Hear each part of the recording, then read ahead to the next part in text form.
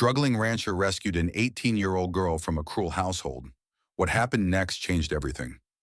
Behind the saloon and dust well, Arizona, the sun had dipped low enough to cast the desert in copper and shadow.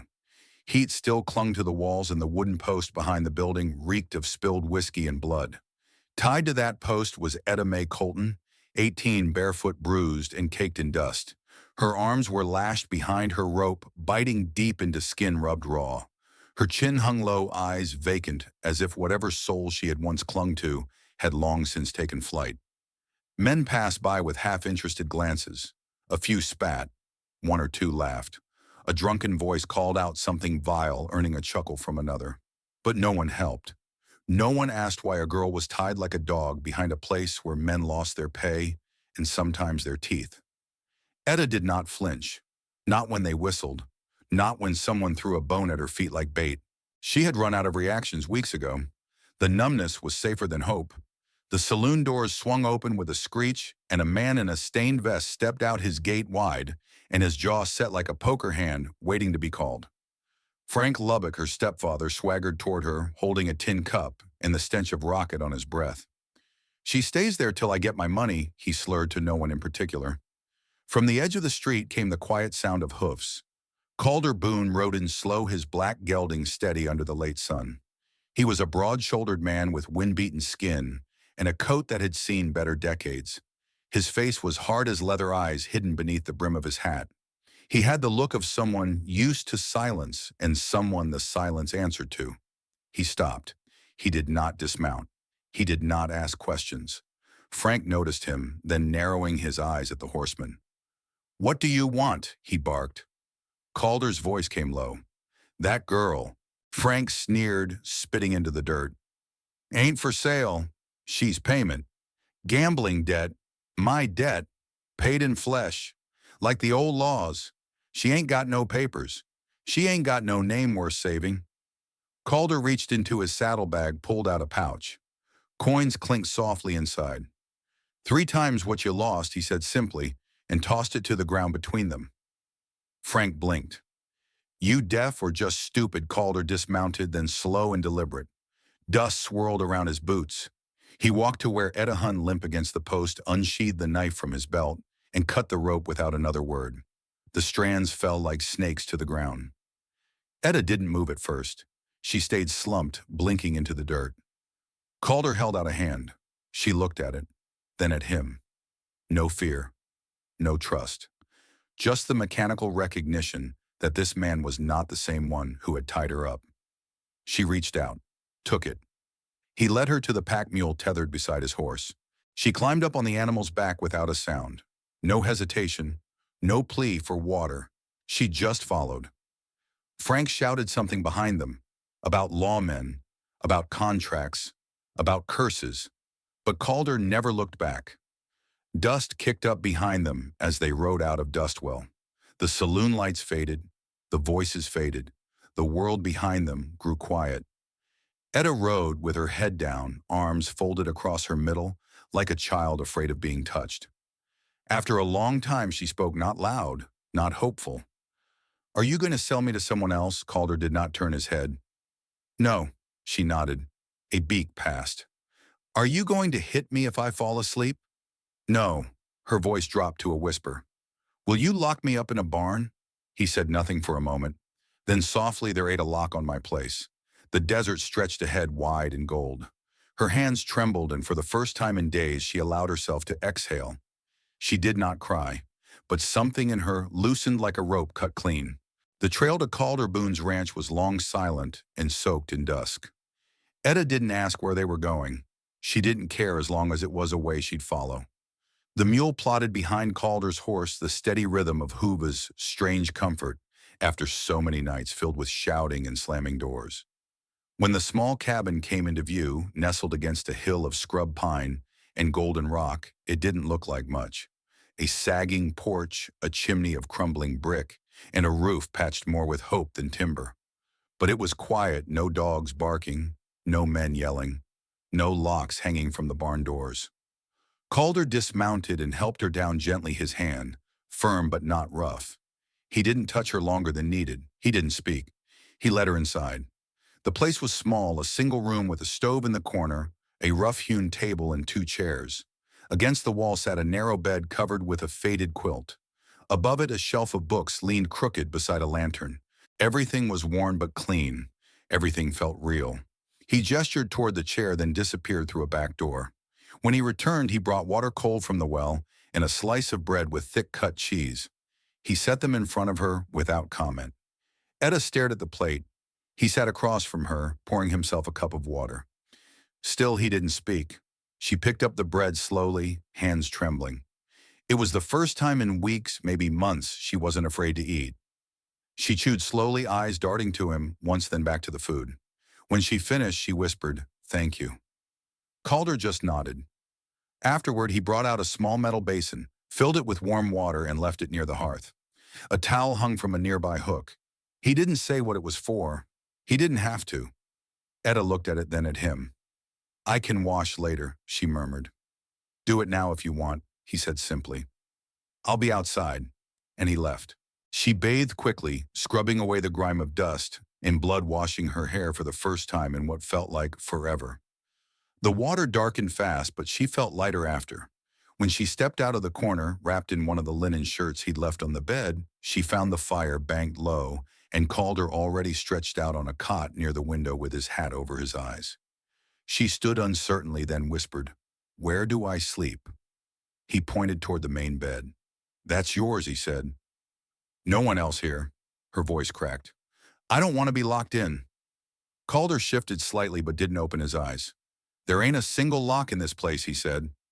Etta turned toward the bed and lay down slowly, one hand still gripping the edge of the quilt, like it might vanish. The mattress was soft in the way only worn cotton can be. She pulled the covers over her body, expecting the creak of a door, the slam of footsteps, a voice barking orders. But none came. The night passed in silence, and for the first time in her life, Etta Mai Colton slept through till morning. No fists in the dark, no cold barn floor, no screams ripping her from dreams. Just the quiet breath of a man sleeping on the other side of the room. No chains, no threats, no fear. The safety didn't come with a speech, no declarations of rescue, no promises. It came in the form of a basin of water, a slice of bread, a door left unlocked. And for Etta, that was enough. For now. Under the golden wash of early summer sun, life on Calder Boone's ranch settled into a rhythm as quiet as the wind through the prairie grass. Etta rose each morning before the rooster crowed, slipping from her bed, with the caution of someone still unsure if peace would last. She moved through the house like a whisper, dusting shelves, wiping windows, tidying a kitchen she barely used but longed to keep beautiful. She never waited for orders. She swept the floors twice each morning, even if they weren't dirty. She fed the chickens, letting them peck at the grain poured from her trembling hands. When one hen fluttered and clucked near her skirt, she didn't flinch. She simply stood, watched the sunlight bounce off its feathers, and felt something small shift inside her. Calder never asked her to do a thing. He kept to his work, mending fences, tending the horses, chopping firewood. At noon, he'd come in, rinse his hands in the basin, and offer her half of whatever he had made. Sometimes it was beans, sometimes hard biscuits. One afternoon it was fresh bread, thick warm slices torn straight from the loaf. Etta held the piece in her hand, still steaming. She looked at him quiet. "Should I save the rest?" she asked softly. "In case. There's no more tomorrow." Calder shook his head, wiping flour from his arms with a dish rag. "There'll be more. Tomorrow always brings something." She didn't know what to say to that, but she ate slowly, savoring each bite like it was her first taste of kindness. Days passed, and the silence between them turned from heavy to gentle. They spoke when needed, small things, simple things. He never pried. She never had to explain. Then one morning, Etta stepped outside to sweep the porch and found something resting on the top step. A handful of wildflowers, purple asters and golden sunbursts, tied with a frayed string. There was no note, no sign, just the bouquet, as delicate as breath, waiting for her. Her heart jumped. She picked it up carefully, cradling it like glass. No one had ever given her flowers. Not on her birthday, not when she cried, not even when she bled. She stood there for a long while, running her fingers over each soft petal, blinking hard against the sudden warmth in her eyes. That evening she went looking for Calder, not to ask, not to thank, just to see. She found him where she'd never dared go before, behind the barn at the edge of a small grove of trees, where a rough wooden marker stood beside a ring of wild stones. He was sitting on a stump, elbows on knees, eyes fixed on nothing. His hat lay beside him, and in the breeze his hair stirred against his neck. He held nothing. He said nothing. Etta approached slowly. Her breath hitched when she saw the name carved into the wood clariboon. A sprig of dried lavender had been tucked into the carving. Calder did not turn. He did not need to. She knelt beside the grave, unwrapped the bouquet, and placed it at the base of the marker. Then she whispered so softly it barely left her lips, "Thank you for leaving him behind." She stood, her hands brushing against his as she rose, but still he said nothing. And yet in that silence something bloomed, something quiet, something sacred, a respect not spoken aloud, a sorrow shared by those who had loved and lost and still chosen to keep going. That night Etta returned to the house with the scent of earth and flowers still on her hands, and for the first time as she lay beneath the faded quilt in the little wooden bed, she did not wonder when it would all be taken away. For the first time she let herself believe just a little that she might be safe, that she might matter, that hope could grow even in the driest soil if someone just remembered to bring the water. Morning came with the scent of rising dough and the hiss of eggs frying over a cast-iron pan. Etta moved through the kitchen in quiet concentration, her bare feet padding softly over the worn wooden floorboards. She had woken up early before even Calder and decided without fanfare or hesitation that today she would make breakfast. She folded the blankets on the bed with careful hands, smoothing each edge until the corners lined up perfectly. The habit had been beaten into her long ago, but this morning it felt different. No fear chased her fingers, no shadow loomed over her shoulder. It was the first time she'd done it for herself. The bacon crackled as she flipped it, and she nearly jumped when Calder appeared in the doorway, still shrugging into his shirt. "Smells good," he said, voice low and rough from sleep. She nodded but didn't turn around. "Hope it's not burned. It's breakfast. If it's warm, it's good enough." They sat together at the small table, and for a few minutes the only sound was the clink of forks and the occasional chirp of a metal lark outside the window.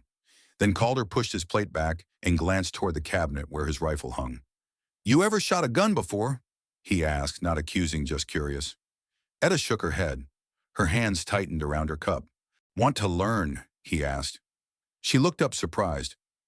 "Why, Remus, because you should know how to hold one, not to shoot a man, just so you ain't helpless if someone puts one in your hand." After a long moment she nodded.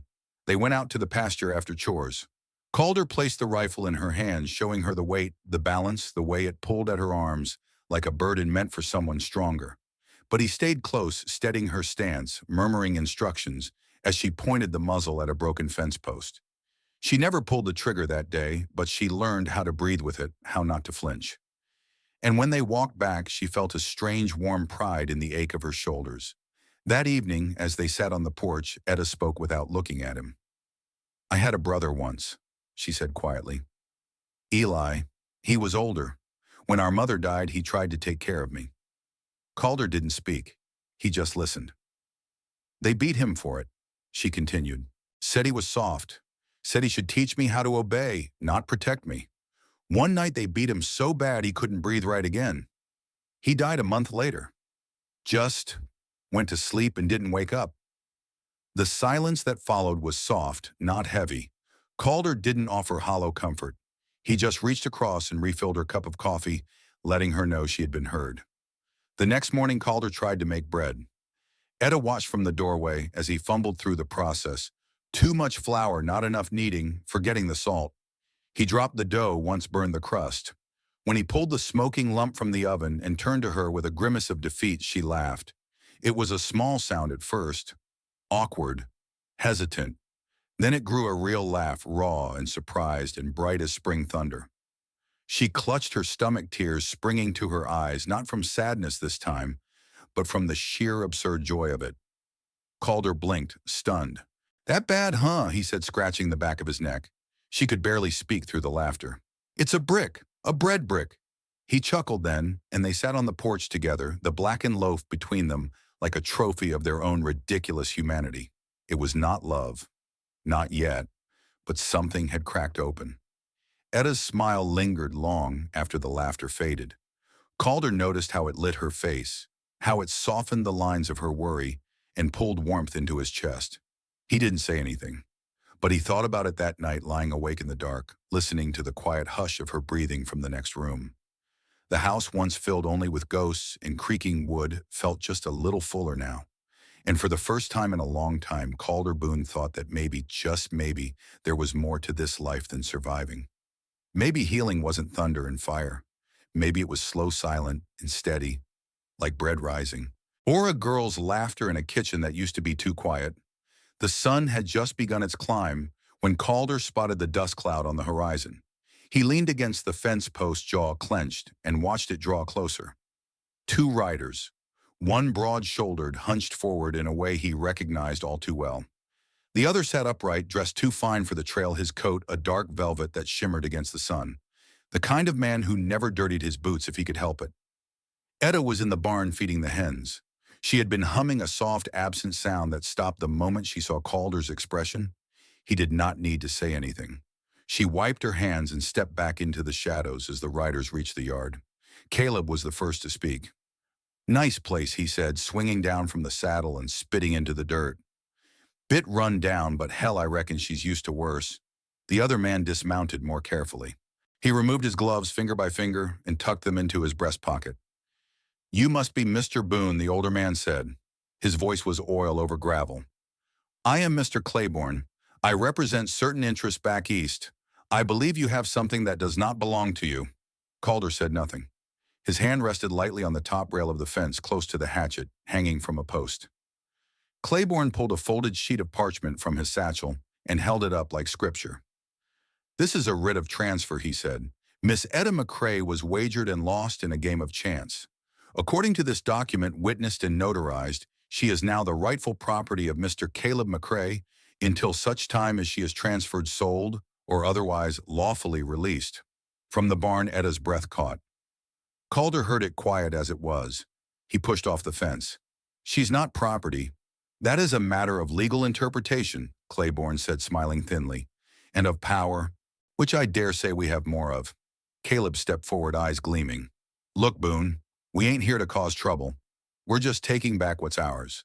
Hell, if it makes you feel better, we'll even pay you for the time you wasted feeding her." His gaze slithered past Calder toward the barn. "She's looking real good these days. Got herself some weight back. Skin like peach butter. Ain't that right, darlin'?" Calder stepped between him and the barn. His voice was flat. "You got 3 seconds to get off my land." Claiborne raised a brow, almost amused. "Do not be rash, Mr. Boone.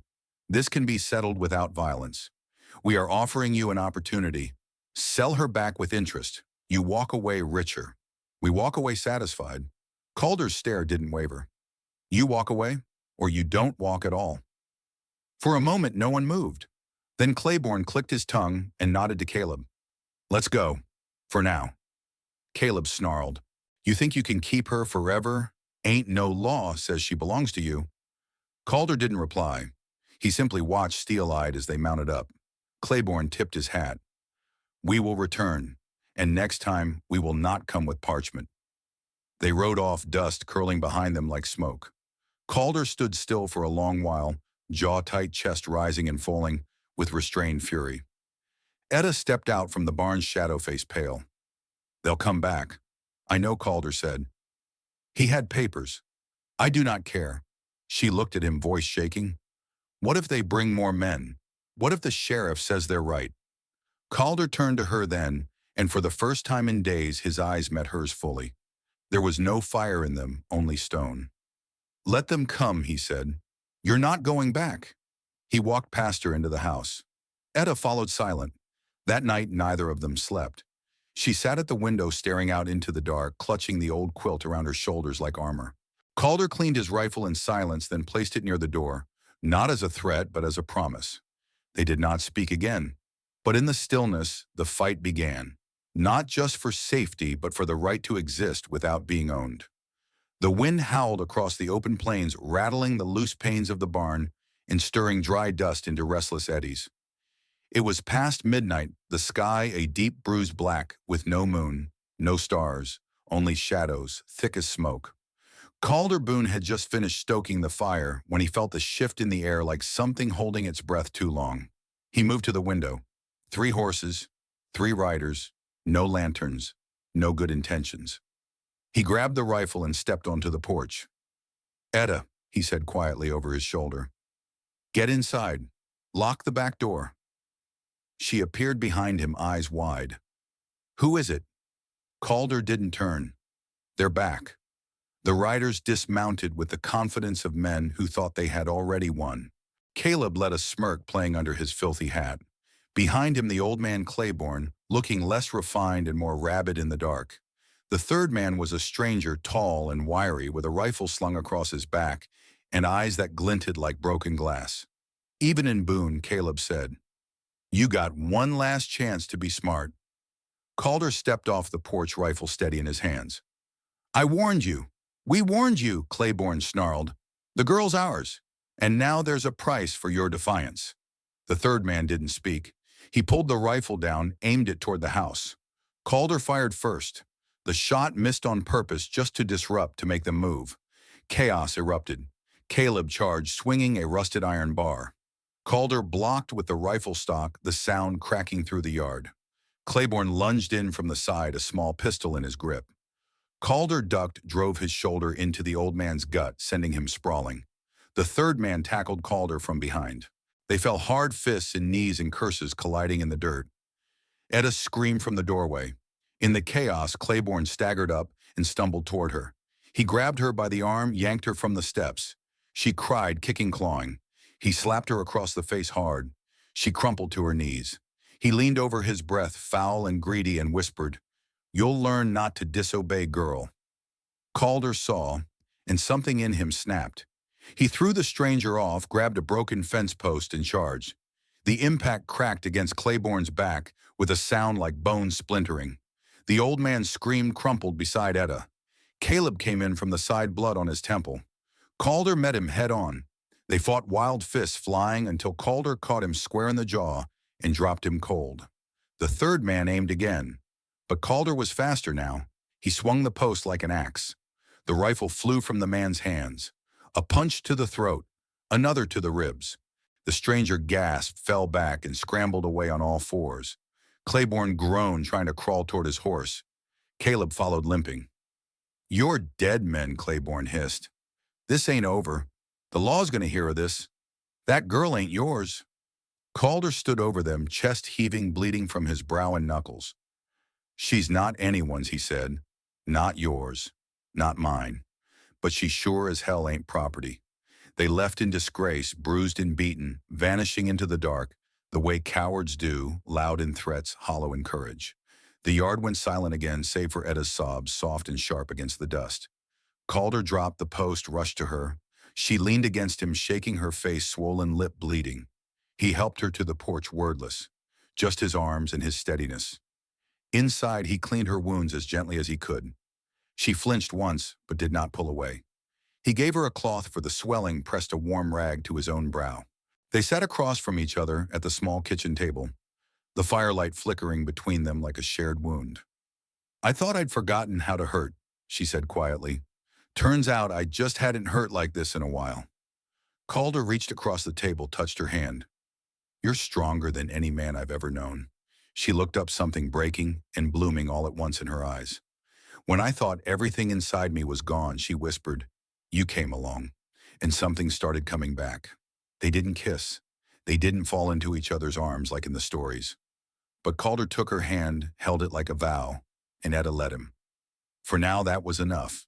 Not romance, not salvation. Just the truth of survival held between two broken people, both still standing.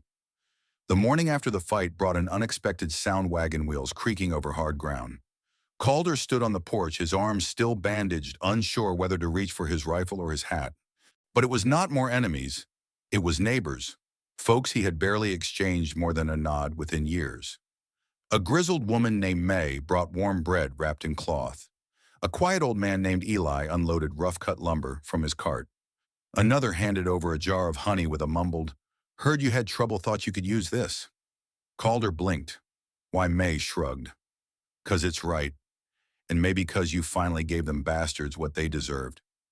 Etta stood just inside the door watching the quiet parade with wide eyes. She looked at Calder as if seeing him anew, not as a lone rancher, but as a man people might choose to stand behind. By mid-afternoon, the yard was stacked with supplies.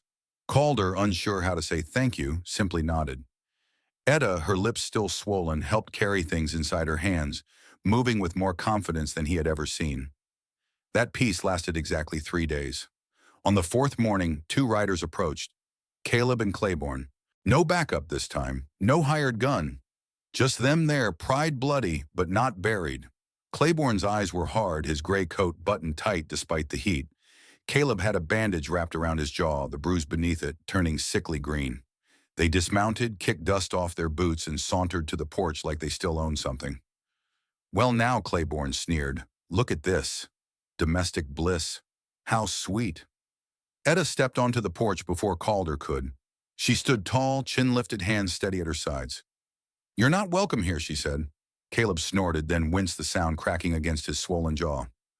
Girl, you still don't get it, Claiborne said. Your property. I got the paperwork. I got the law. Etta took a step forward. Claiborne reached for the folded paper in his pocket. She slapped him across the face, open palm sharp as a gunshot. I'm not afraid of you anymore, she said, voice like steel. Claiborne staggered back, stunned. You little, I'm not little, she cut in. And I'm not yours. Calder stepped out behind her, then not saying a word. He stood tall, hands, empty eyes, calm, like a storm holding back for the sake of silence. Claiborne saw at that wall of muscle and will, and something in him faltered. Caleb looked away, the fight gone from his shoulders. You think this is over, Claiborne hissed, touching the welt blooming on his cheek. Etta didn't flinch. It is as if you walk away. A long, ugly pause. Then Claiborne spit in the dirt, turned to his horse. Caleb followed. They mounted up in silence, their pride shattered louder than any bullet. As they rode off, Claiborne shouted over his shoulder, You'll regret this. Mark my words. But neither Etta nor Calder watched them go. They were already turning back toward the house. Later that evening, as the sun melted into orange over the hills, Calder sat on the porch steps, rubbing the back of his neck. Etta brought him a cup of coffee, sat beside him. He glanced at her, the fading bruises, the straightness of her spine. You were brave today, he said. She sipped from her own cup, then looked out over the fields. So were you. But not just today. You've been brave every day, even when you didn't have to be. He studied her face in the fire-washed dusk. I used to think if I stayed quiet enough, the world would leave me alone. And now? He looked at her. Now I think. Maybe I don't want to be left alone. She smiled soft and sure. Me neither. The silence that followed was full, not empty. Then Calder said almost to himself, We're not running anymore. Etta nodded, her voice just above a whisper. No, we're not. The stars blinked awake one by one, and the land breathed quiet around them. Two souls still healing, but finally undeniably home. The fire crackled low in the hearth, casting soft gold across the wooden walls of the cabin. Outside, crickets sang to the night. Inside, Calder and Etta sat across from each other at the small kitchen table, their plates nearly empty, the silence between them easy now earned. Etta leaned back slightly, her fingers tracing the rim of her tin cup. The flames flickered in her eyes. She looked at him, the question rising from somewhere quiet, somewhere old. Do you think I'm still broken, she asked. Calder set down his fork, met her gaze. He did not flinch. Instead, he stood, walked to the small chest beside the fireplace, and pulled out something wrapped in faded cloth. He returned to her side, unwrapped it slowly, a blade slender and worn. The handle bore a simple engraving. This was hers, he said, my wife's. She used it to cut bread rope, whatever the day brought. Etta reached out, touched the blade with reverence. Calder looked at her. It got chipped once. Real bad. She was furious, thought it was ruined. I told her it's not about whether it's broken. It's about what you do after you know it is. He placed the knife gently in Etta's hands. You're not ruined. You're just reforged. Etta held it close, almost like a prayer. She did not cry. She had done enough of that in past lives. But something shifted, something deep and final. She nodded once. Thank you. Years passed like the wind across the plains. The house changed shape. Fences mended. A garden grew. Etta stayed. She learned to ride with confidence, to shoot straight, to laugh without fear.